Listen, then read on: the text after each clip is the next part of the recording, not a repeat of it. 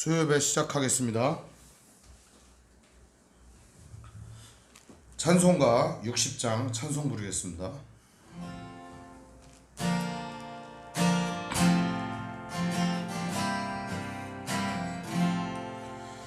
영혼의 햇빛 예수여 가까이 비춰 주시고 이 세상 구름 일어나 가리지 않게 하소서. 이 눈의 단잠 오기 전 고요히 주를 그리며 그의 품에 안기니 한없이 평안합니다. 잠 깰 때 주여 오셔서 나에게 복을 주시고 주님의 사랑 안에서 언제나 살게 하소. 한 번 더 찬양합니다.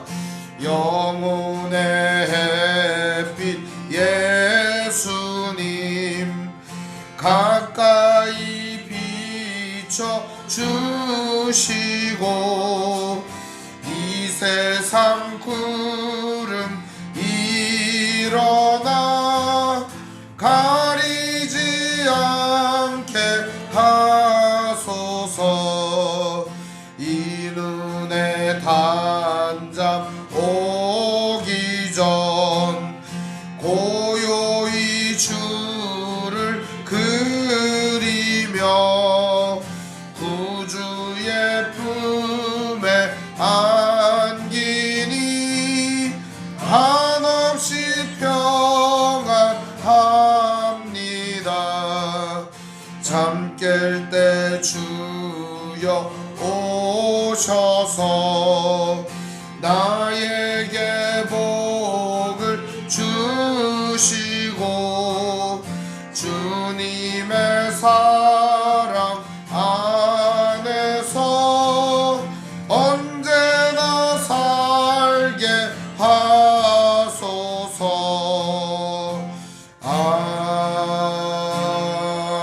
아멘. 기도하겠습니다. 하나님 아버지 감사합니다.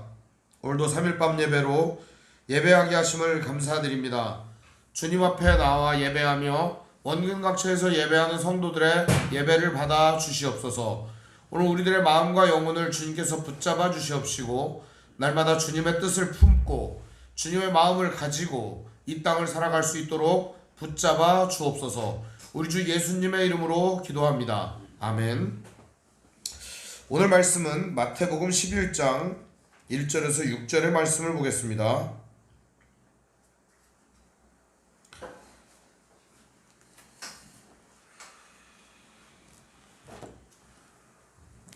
마태복음 11장 1절에서 6절입니다. 제가 읽겠습니다. 예수께서 12제자에게 명하기를 마치시고 이에 그들의 여러 동네에서 가르치시며 전도하시려고 거기를 떠나 가시니라.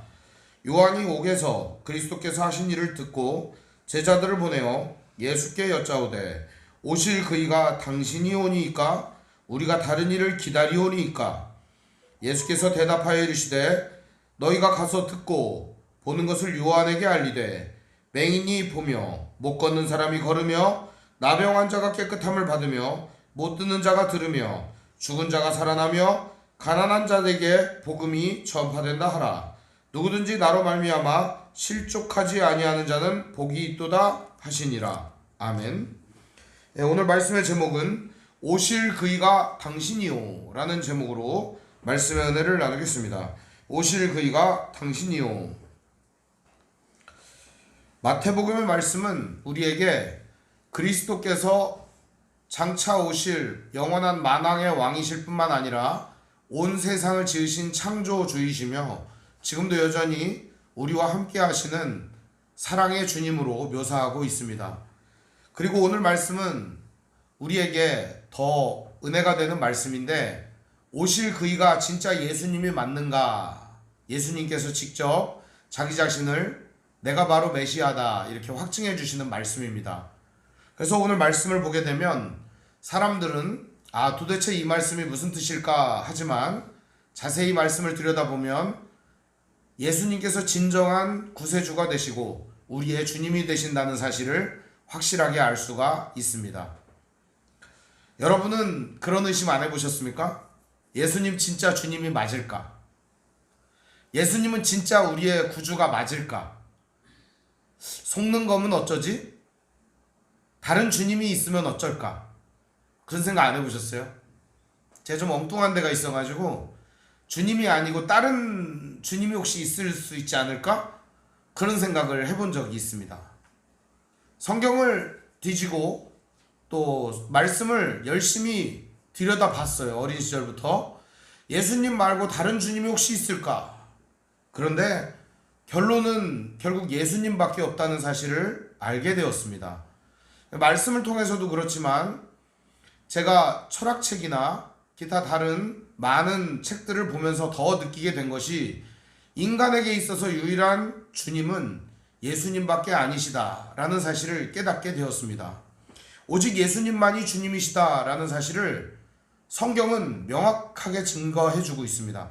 근데 그 말씀 중에서도 오늘 말씀은 예수님이 진짜 왜 우리의 주님이신가를 정말 극명하게 드러내주고 있는 말씀입니다.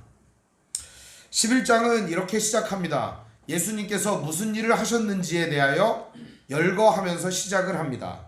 1절에 보시면 예수님께서 12제자에게 명하기를 마치시고 이렇게 돼 있죠. 그러면 예수님께서 12제자에게 어떤 말씀을 주셨는지 우리 한번 되짚어보는 시간을 갖도록 하겠습니다. 예수님께서 먼저 10장에 12제자를 부르시고 12제자에게 말씀을 전해주셨습니다.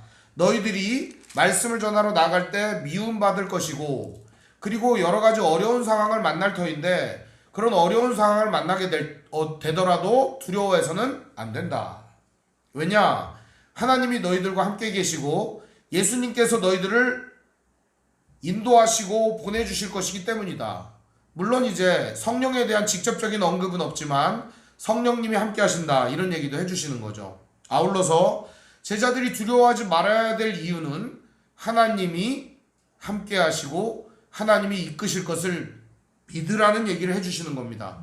그리고 세상 사람들과는 다른 방식으로 살아갈 것을 주문하면서 선으로 악을 이기고 이 땅에서 우리가 다툼과 싸움 앞에서 진정으로 그리스도 예수의 방식으로 싸워 나갈 것을 주문해주고 있는 겁니다. 그리고 나서 예수님께서 이 제자들에게 이런 말씀을 가르쳐 주신 후에 자기 자신이 누구인지를 드러내고 있습니다. 예수님께서 12제자에게 명하기를 마치시고 이에 그들의 여러 동네에서 가르치시며 전도하시려고 거기를 떠나 가시니라. 뭐 하려고 떠나가셨어요? 가르치시고 전도하시려고. 예수님은 무엇을 가르치시고 무엇을 전도하려고 했을까요? 가르치시는 내용은 하나님 나라의 이야기입니다. 전도, 도를 전하는데 어떤 도였습니까? 바로 하나님께서 우리들을 구원하시고 사랑하신다는 이야기, 바로 그 도의 핵심적인 내용입니다. 결국 가르치며 전도한다는 것은 구약 성경에 드러난 예언과 자신을 가리켜서 이 땅에 오실 메시아라고 되어 있는 그 모든 것들을 예수님이 가르쳐 주신 것입니다. 그러니까 예수님이 자기 자신을 드러내는 데 있어서 구약 성경과 지금까지 오고 오는 세대의 많은 예언자들이 예언했던 이야기들을 함께 풀어가면서 진짜 구세주가 누구인가를 보여주시는 것입니다. 한 번에는 회당에 들어가셔서 이사야 53장의 말씀, 고난받는 종에 대한 메시지를 전해주시기도 하셨습니다. 이 외에도 예수님께서는 많은 말씀을 전해주셨는데 오늘은 특별히 세례 요한이 등장을 합니다. 2절 말씀에 보면 요한이 옥에서 그리스도께서 하신 일을 듣고 제자들을 보냈다. 요한은 감옥에 갇혀 있습니다. 왜 감옥에 갇혀 있냐면 요한은 당시에 이제 헤롯이라고 하는 왕이 있었죠. 이 왕이 예수님 태어날 당시의 왕입니다. 그래서 2살 아래로 다 죽여버렸잖아요. 그 악한 왕에게 아들이 있었습니다. 그 아들이 분봉왕을 다 했어요. 첫째 아들이 아리스토블루스라고 하는 아들인데 죽었어요. 원래 유대인 여자를 얻어가지고 애를 낳거든요. 죽었어요. 그리고 나서 헤롯 빌립, 헤롯 안티파스, 그리고 헤롯 아켈라우스 이렇게 3명이 또 있는 거예요. 근데 그 중에 안티파스라고 하는 사람이 머리가 좋습니다. 그래서 헤롯 빌립, 즉 동생의 아내를 데려다가 자기 부인으로 삼았어요. 뺏어왔어요. 헤롯 빌립이랑 헤로디아라고 하는 여자하고 둘이 같이 잘 살고 있었거든요. 근데 거기에 간 거예요. 가가지고 하루 저녁에 잠을 자면서 그 여자를 꼬신 겁니다. 너는 유대 혈통이니까 너하고, 그리고 나는 우리 아버지로부터 권력을 물려받았으니까 내가 너하고 나하고 힘을 합치면 이 유대를 정복할 수 있지 않겠냐. 그래서 명분을 얻으려고 둘이 결혼을 해버리는 겁니다. 정략적으로 결혼을 한 거죠. 헤로디아도 헤롯 안티파스를 좋아하고 안티파스도 헤로디아를 좋아해가지고 여기는 이혼하지도 않고 그냥 와가지고 사는 거예요. 이거를 갖다가 세례 요한이 맹비난을 합니다. 동생의 여자를 빼앗았다 그러면서. 또 세례 요한은 이렇게 비난합니다. 헤로디아 너도 음탕한 여자다. 근데 왕궁에서 이 이야기를 듣는 안티파스와 그 왕후였던 헤로디아는 어떤 마음일까요? 저거를 죽여 없애야 될 텐데 이런 마음이 들지 않겠습니까? 내 치부를 막 드러내고 있습니다. 원래 정치 위정자들이 막 정치를 하는데 그 치부를 막 드러내면 어떻습니까? 저놈을 어떻게든 죽여버려야겠다 이런 마음이 들지 않겠습니까? 그래가지고 세례 요한을 깜빵에다가 쳐넣었습니다. 그런데 죽이지는 못했어요. 왜냐하면 사람들이 좋아했거든요. 추앙했거든요. 그러다 보니까 진짜 예언자로 알고 세례 요한이 죽지는 않고 감옥에 갇혀있는 그 시점이었습니다. 물론 이제 나중에 헤로디아의 딸이 춤을 추면서 뭐 이제 뭐를 달라고 할까 엄마한테 물어보니까 세례 요한의 모가지를 달라고 해라. 그러니까 세례 요한의 목을 잘라갖고 소반에 담아달라고 해요. 결국 세례 요한이 순교를 당하게 되는 장면이죠. 그 직전의 이야기예요. 이 이야기가. 근데 세례 요한은 감옥에서 예수님이 그리스도께서 하신 일들을 들었습니다. 무슨 얘기를 들었을까요? 세례 요한은 걱정이 되었던 겁니다. 어떤 걱정이 되었냐면 예수님 진짜 맞을까? 자, 우리가 기다리던 예수님이 진짜 맞을까? 내가 정말 잘못된 사람을 주님이라고 말하고 잘못된 사람을 성령으로 세례주는 분이라고 말하고 그러는 거 아닐까? 고민을 했던 겁니다. 자기의 평생의 업이 뭐였습니까? 그리스도를 증거하는 일이었습니다. 그보다 먼저 와가지고 광야에 외치는 소리로서 예수님을 전하는 사역을 했던 거죠. 근데 자기 인생이 송두리째 헛된 일이 될까 두려웠던 겁니다. 이게 예수님 못 믿었던 거죠. 무슨 얘기가 들렸을까요? 이런 얘기가 들렸을 겁니다. 가난한 자들과 같이 다닌다. 창녀들하고 같이 밥 먹는다. 저 매국노 같은 세리들하고 같이 어쩌녁에는 술판을 벌리더라. 그저께는 보니까 문둥병자하고도 어울리더라. 더럽다. 아, 며칠 전에는 말이야 혈루증 걸린 여자하고 같이 이야기도 하더라. 어떻게 예수님이 저렇게 더러운 여자와 이야기를 할 수가 있을까? 간음하다가 현장에서 붙잡힌 여자도 그냥 놓아주더라. 도덕의 정신이 오락가락하는 놈이 아닐까? 세례 요한은 이야기를 듣는 겁니다. 얼마나 가슴이 답답할까요? 저분이 진짜 주님이 맞을까? 의심이 되는 겁니다. 그런데다가 하는 짓을 보니까 여기저기서 도대체 예수님이 돌아다니면서 하는 짓이 정상적인 사람처럼 보이지 않는 겁니다. 세례 요한은 고민에 빠졌습니다. 어떻게 하면 좋을까? 제자들에게 그의 얘기를 들은 겁니다. 그러자 세례 요한은 제자들을 보냅니다. 그리고 예수님께 묻습니다. 우리 3절을 같이 읽어볼까요? 3절 예수께 여짜오되 오실 그이가 당신이 오니이까 우리가 다른 일을 기다리오리이까.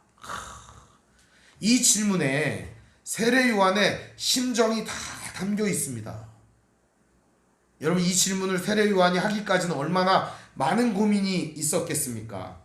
그냥 야 가서 물어봐. 진짜 예수님 맞나? 지금 이런 식의 질문이 아니잖아요. 그렇죠? 이 질문은 어떤 질문입니까?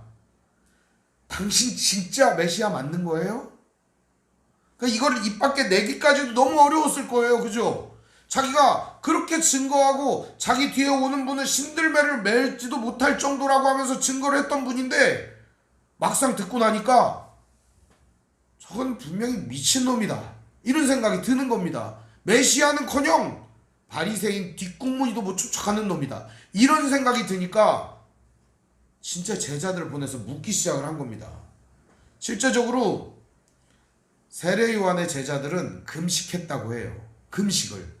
그런데 예수님의 제자들은 금식 안 했어요. 밥도 먹고요, 빵도 먹고요, 고기도 먹고요, 포도주도 마시고 그랬어요. 그뿐만이 아니라 예수님 자신도 그 제자들과 함께 먹고 마시고 했습니다. 누가 봐도 정상적인 사람이 아니었던 거죠. 더구나 메시아로 볼 수도 없는 사람이라고 생각이 되었던 겁니다. 세례 요한의 질문은 거기에 있는 겁니다. 당신 진짜 맞는 거요? 그때 예수님이 그 제자들에게 전하라고 이제 이야기를 해줍니다. 세례 요한한테 가서 전해주어라. 그 얘기가 4절에부터 6절까지의 말씀입니다. 우리 같이 한번 읽어보겠습니다. 시작. 예수께서 대답하여 이르시되 너희가 가서 듣고 보는 것을 요한에게 알리되 맹인이 보며 못 걷는 사람이 걸으며 나병 환자가 깨끗함을 받으며 못 듣는 자가 들으며 죽은 자가 살아나며 가난한 자에게 복음이 전파된다 하라. 누구든지 나로 말미암아 실족하지 아니하는 자는 복이 있도다 하시니라. 예수님은 가서 듣고 보는 것을 알려줘라 이렇게 말합니다. 그러면서 어떤 이야기를 해주시는가? 5절 말씀에부터 보면은 예수님 자신이 왜 그리스도인지를 드러내고 있습니다. 먼저 맹인이 보며 이런 얘기를 합니다. 맹인이라고 하는 사람은 누굴까요? 눈이 어두워서 보지 못하는 사람이죠. 여태까지 예수님이 오시기 전까지 사람들은 눈이 어두운 맹인처럼 하나님을 볼 수 없는 상태, 하나님을 직접 대면할 수 없는 상태에 있었어요. 실제로 예수님이 맹인의 눈을 띄워주기도 했지만 이 말씀은 지금까지 하나님을 볼 수 없었던 그 사람들에게 바로 내가 하나님이야 하면서 성자 예수님이, 성자 하나님이 나타나 주신 거죠. 한마디로 얘기하면 그전까지 눈 멀어서 하나님을 볼 수 없던 사람들에게 하나님을 보여준 거죠. 또 한 가지는요, 그전까지는 하나님을 알긴 했지만 하나님이 태초부터 지금까지 우리를 사랑하고 계신다는 사실을 몰랐어요. 잊어버리고 있었어요. 눈 멀어 있었어요. 하나님의 사랑이 보이지 않았던 거예요. 그런데 예수님이 이 땅에 오심으로 말미암아 십자가의 죽으심으로 하나님께서 우리에 대한 사랑을 얼마나 가지고 계신지를 십자가를 통해 증명해 주셨습니다. 예수님이 지극히 높으신 하늘에서부터 낮고 천한 이 땅 가운데 내려오심으로 진정한 구세주, 진정한 하나님의 사랑이 얼마나 지극히 높은 곳으로부터 낮은 데까지 임하였는지를 몸으로 보여주신 것입니다. 그러니까 하나님 볼 수 없었던 사람들이 하나님 보게 되고, 하나님 사랑을 몰랐던 사람들이 그것을 눈으로 보게 된 것입니다. 맹인이 보는 거죠. 못 걷는 사람이 걷게 됩니다. 여러분, 안진뱅이가, 이제 안진뱅이란 말씀 안 되죠, 요즘엔. 성경은 그거를 나면서부터 이제 장애를 입은 사람에 대한 표현을 쓰고 있습니다. 그런데 다리를 움직이지 못하는 보행장애가 있는 사람, 이렇게 하면 좀 어감이 좀 안 맞는 것 같아요. 그냥 못 걷는 사람 이렇게 하는 게 맞는 것 같아요. 근데 이 못 걷는 사람이 걸어요. 못 걷는 사람이 걸어요. 얼마나 신기합니까? 그 전까지는 병이 왔던지 아니면은 선천적으로 걸을 수 없었던 그 사람이 걷게 되는 겁니다. 이것도 기적이죠. 그런데 인간은요, 원래부터 하나님과의 관계가 끊어진 그 이후부터 하나님께로 단 한 발자국도 나아갈 수가 없었습니다. 인간이 아무리 위대한 일을 해도 하나님께 이를 수가 없어요. 도덕, 철학, 선행, 그리고 믿음, 자기 자신이 가지고 있는 자기를 불살라서 내준다고 할지라도 하나님께 단 한 발자국도 나아갈 수가 없었어요. 그런데 그리스도 예수를 믿게 되면 하나님께 담대히 나아가게 됩니다. 그뿐만이 아니라 하나님이 가장 원하시는 아름다운 모습, 그리스도 예수의 모습으로 우리가 변화되게 된다는 거예요. 하나님께로 가까이 나아가는 겁니다. 하나님께로 나아갈 수 있게 된 겁니다. 두 번째 의미는 이런 거예요. 우리가 하나님의 수준까지는 올라갈 수 없다라고 하는 게 정설이에요. 그 전까지는. 우리가 일정 수준, 인간으로서 수준으로 올라갈 수 있지만 하나님의 수준까지는 갈 수가 없다가 이전까지의 사상이었어요.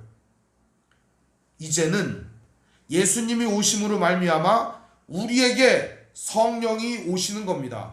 그래서 도저히 갈 수 없었던 우리가, 하나님의 뜻에 정말 미칠 수 없었던 우리가 하나님의 뜻을 합한 자가 될 수 있도록 만들어 주신다는 겁니다. 성령님이 우리 안에 오셔서 우리를 예수님처럼 만들어 가시기 때문입니다.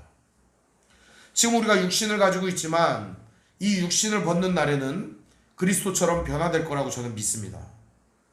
오늘 우리들을 그렇게 변화시키고 하나님 나라에 이르는 존재로 만들기 위하여 한 걸음씩 나아갈 수 있도록, 걸을 수 있도록 우리를 걷게 만들어 주셨다는 겁니다. 그 전까지는 하나님의 수준에 절대 이를 수 없었어요. 근데 이제는 한 걸음씩 한 걸음씩 나아갈 수 있도록 우리를 만들어 주신다는 겁니다. 또 한 가지는 나병 환자가 깨끗함을 받으며, 나병 앞에는 항상 수식어가 붙습니다. 더러운 나병. 피부병을 말하기도 하고요, 못 고치는 병을 이르기도 합니다. 신이 내린 저주다, 이렇게 말합니다. 나병을 가리켜서. 문둥병이라고도 말하는데요, 우리나라에 있는 환생시병하고는 좀 다른 겁니다. 이게 성경에 말하는 나병하고는. 근데 이 성경에 말하는 나병은 어떤 거냐? 감각을 잃어버리는 병입니다. 감각을. 그래서 피부나 이런데 감각을 잃어버리기 때문에 불에 데여도 뜨거운지를 몰라요. 살이 지글지글 익어도 익는지를 몰라요. 무감각한 병인 나병, 문둥병입니다. 오늘 여기 등장하는 나병이라고 하는 말은 못 고치는 병입니다. 불치의 병이에요. 감각을 상실해버리는 병이에요. 그런데 나병 환자가 어떻게 된대요? 깨끗함을 받으며, 죄로 인해서 오염돼 가지고요, 죄가 죄인지도 모르고 정말 하나님 싫어하는 게 뭔지도 모르고 하나님의 뜻이 무엇인지도 이해할 수 없었던 우리들이 하나님을 알게 되는 겁니다. 아, 그리고 그건 죄지, 아, 그건 더러운 것이지, 그건 잘못된 것이지, 이걸 깨닫게 되는 겁니다. 나병 환자가 마치 깨끗함을 입듯이 말입니다. 못 듣는 자가 들으며, 이전까지는요, 선지자를 아무리 보내고 제사장을 아무리 보내도 하나님의 메시지를 들을 수 있는 사람이 없었습니다. 심지어는 가장 위대한 왕 다윗도 하나님의 말씀을 듣지 못했던 적이 많았습니다. 성경에 나오는 아브라함이라고 하는 사람도 마찬가지고, 아무리 위대했던 사람들도 하나님의 메시지를 직접 들을 수 있는 사람이 없었습니다. 그러나 예수님이 오시자마자 하나님의 메시지를 직접 들을 수 있게 되었습니다. 놀랍지 않습니까? 못 듣는 자가 듣게 되었습니다. 직접 눈으로 바라보며 그 말씀을 듣게 된 것입니다. 바로 하나님이 직접 말해주시는 것이죠. 예수님은 성자 하나님이시니까요, 직접 얘기해 주시고 그 얘기를 직접 들을 수 있게 되었던 것입니다. 그리고 요한복음 11장에 등장하는 나사로를 살리신 기적처럼 죽은 자를 살리십니다. 아울러 이 땅에 있는 죄로 말미암아 죽었던 우리들을 살리시는 분이 예수님입니다. 허물과 죄로 죽었던 너희를 살리셨도다. 로마서와 에베소서의 말씀입니다. 예수님은 허물과 죄로 죽었던 우리들을 다시 살려주십니다. 영원한 생명을 주실 뿐만 아니라 하나님의 아들, 딸로 살아갈 수 있도록 인도하여 주십니다. 가난한 자에게 복음이 전파된다. 가난한 사람은 어떻죠? 지금은 가난한 사람도 콧대가 셉니다. 그러나 옛날에는 가난한 사람들은 콧대가 센 게 아니라 먹을 게 없었어요. 그냥 아예 없었어요. 그러다 보니까 주면 좋은 거예요. 가난한 자는 주머니가 이렇게 텅 비어 있어요. 그래서 주면은 좋은 거예요. 고마운 거예요. 가난한 자에게 복음이 전파된다. 무슨 얘기일까요? 부한 자에게 전파된다 그러면 가난한 사람이 부한 자가 되어야 될 거 아닙니까? 가난한 자에게 복음이 전파된다는 건 저 높은 자리부터 낮은 자리까지 저 복음이 전파된다는 걸 의미합니다. 누구라도 이 복음을 받아들일 수 있는 상태가 된다는 겁니다. 그분이 바로 누구시다는 거예요? 예수님이라는 겁니다. 세례 요한이 오해했던 것이 아마 풀렸을 겁니다. 중요한 것은 예수님이 말미에 이런 말씀을 전해주십니다. 누구든지 나로 말미암아 실족하지 아니하는 자는 복이 있도다. 예수님께 들은 소문, 예수님에 대하여 들은 이야기, 들은 풍월, 그걸로 예수님을 판단하면 어떻게 될까요? 실족하게 되는 겁니다. 요한처럼 말입니다. 요한은 실족할 뻔했습니다. 만약 우리들도 교회 안 좋다더라, 교회 갔더니 헌금 많이 내라 하더라, 교회 갔더니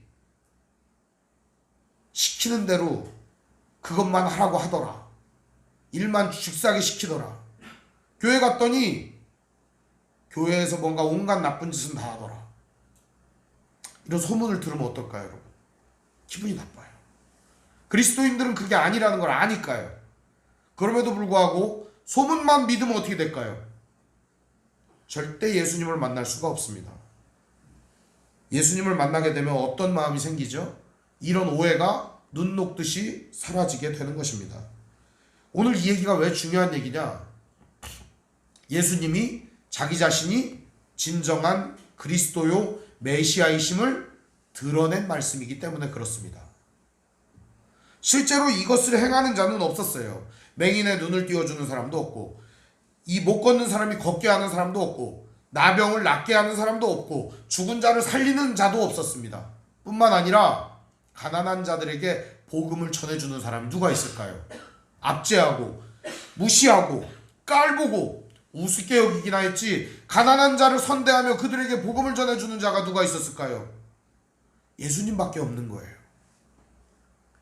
오늘 예수님은 그래서 자기가 누구인지를 말씀을 통해 명확하게 보여주시는 겁니다. 실제로 여기에 등장하는 이야기들은 이사야, 예레미야, 그리고 다니엘서라든지 이런 데 등장하는 메시아 예언과 닮아 있습니다.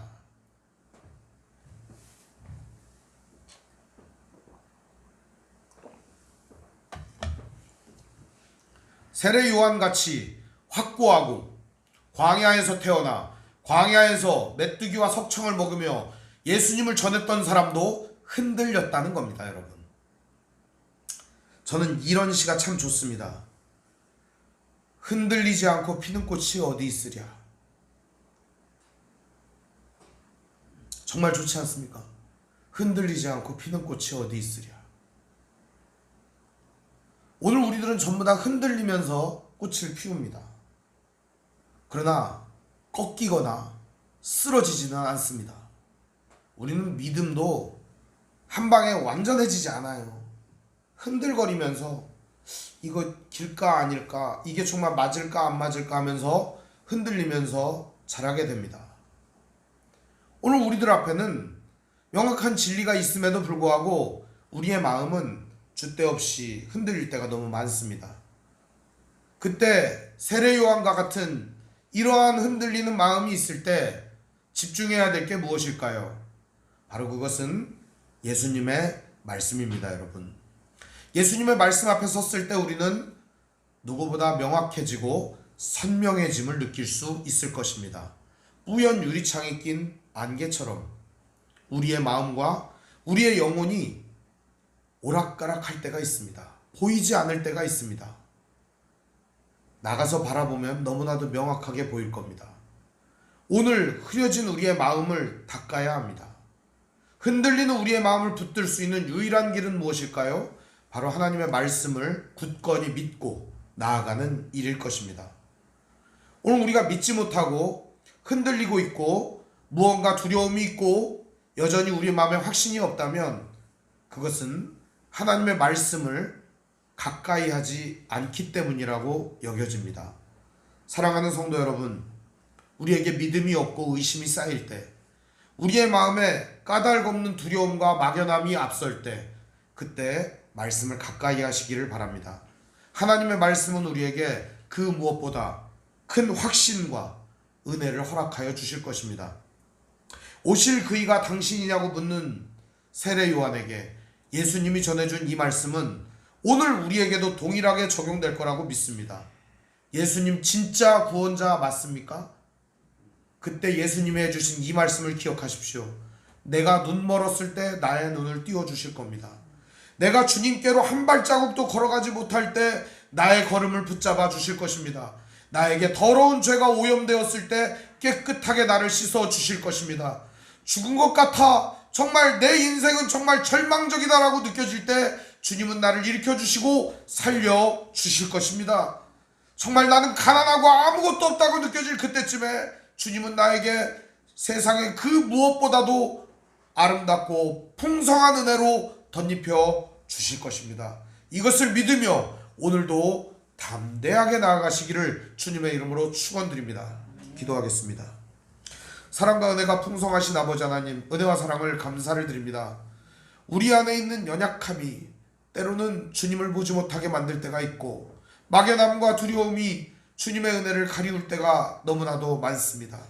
항상 하나님의 말씀을 가까이 하며 말씀의 렌즈를 통해 주님을 바라보며 주님을 통해 세상을 바라보는 믿음의 형제자매들 될 수 있도록 인도하여 주옵소서. 두려움이 있는 자에게는 담대함과 용기를, 불확신이 있고 불신이 있는 자에게는 확실한 말씀으로 보여지게 하여 주옵소서. 오늘 우리의 마음과 우리의 생각을 열어 주옵소서. 주님의 뜻을 행하며 주님의 뜻을 밝히보며 주님을 바라볼 수 있도록 인도해 주시옵소서. 예수님 이름으로 기도합니다. 아멘.